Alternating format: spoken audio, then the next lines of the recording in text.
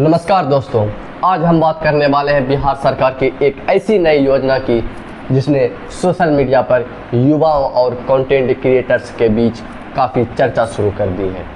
सरकार की तरफ से क्रिएटर्स को उनके वीडियो और रील्स पर मिलने वाले व्यूज़ के आधार पर आर्थिक प्रोत्साहन देने की बात सामने आई है। अगर आपके वीडियो या रील पर 1 लाख व्यू आते हैं तो आपको सरकार देंगे 10,000, और अगर एक वीडियो पर 1 मिलियन व्यू आते हैं तो आपको देंगे 1 लाख।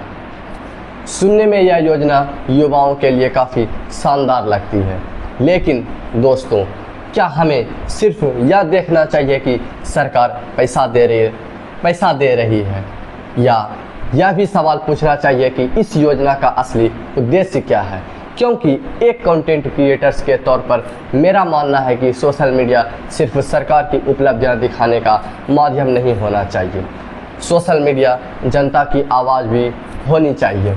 अगर किसी गांव की सड़क टूटी हुई है, अगर किसी सरकारी स्कूल में बच्चों के बैठने तक की उचित व्यवस्था नहीं है, और अगर किसी अस्पताल में ज़रूरी सुविधाएं नहीं है, अगर किसी युवाओं को रोज़गार के लिए अपना राज्य छोड़ना पड़ रहा है, तो एक पत्रकार, एक मास मीडिया स्टूडेंट होने के नाते और कंटेंट क्रिएटर का सवाल सिर्फ सरकार की तारीफ़ करना नहीं, बल्कि उन सवालों को भी सामने रखना चाहिए। और यहीं से एक योजना को लेकर एक बड़ा सवाल खड़ा होता है।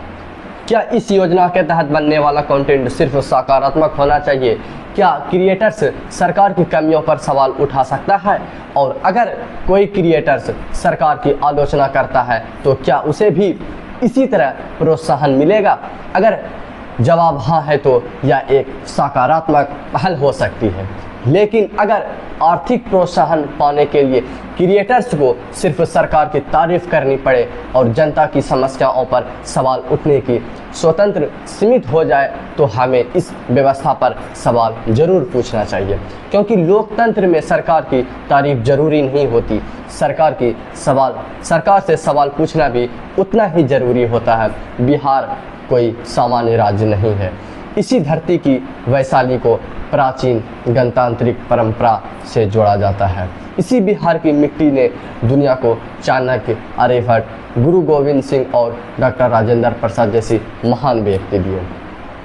यह वही बिहार है जिसकी ऐतिहासिक और बौद्धिक विरासत बेहद समृद्ध रही है। लेकिन आज सवाल यह है कि इतने गौरवशाली इतिहास वाला बिहार आज किस दिशा में जा रहा है? राज्य को बने एक लंबा समय हो चुका है। सरकारें आती रही, जाती रही, घोषणाएं होती रही, योजनाएं बनती रही, लेकिन ज़मीनी स्तर पर हर बिहारवासी को उन योजनाओं का पूरा लाभ मिल पा रहा है?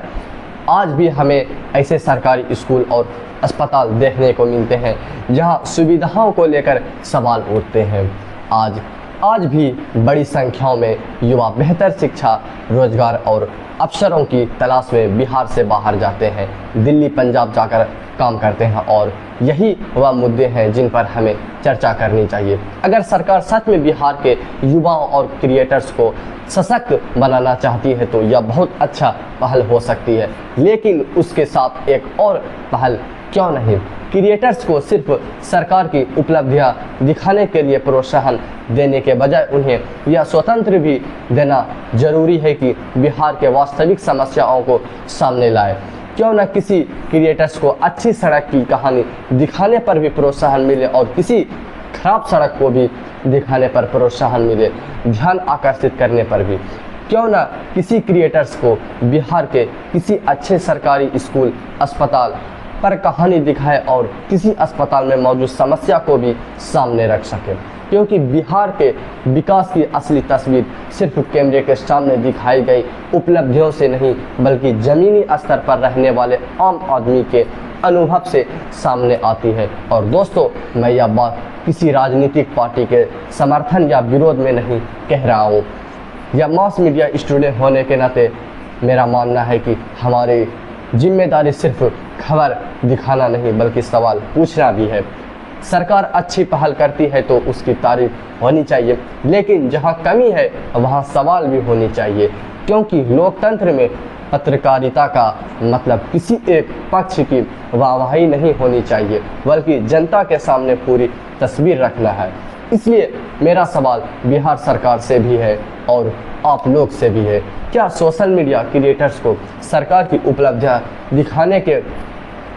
दिखाने के लिए आर्थिक प्रोत्साहन देना सही कदम है, या फिर इस योजना में यह भी सुनिश्चित होनी चाहिए कि क्रिएटर्स सरकार की उपलब्धियों के साथ साथ जनता की समस्याओं और सरकार की कमियों को भी स्वतंत्र रूप से सामने रख सके। आप इस योजना को किस नज़रिए से देखते हैं? क्या यह बिहार के युवाओं के लिए एक बड़ा अवसर, या इसके साथ कुछ ऐसे सवाल हैं जिन पर चर्चा होना ज़रूरी है? अपनी राय कमेंट में ज़रूर बताएं, क्योंकि लोकतंत्र में सिर्फ सरकार की आवाज़ ज़रूरी नहीं है, जनता की आवाज़ भी उतनी ही ज़रूरी है। सवाल पूछते रहिए, जागरूक रहिए और अपना आवाज़ उठाते रहिए। मिलते हैं किसी दूसरे वीडियो में।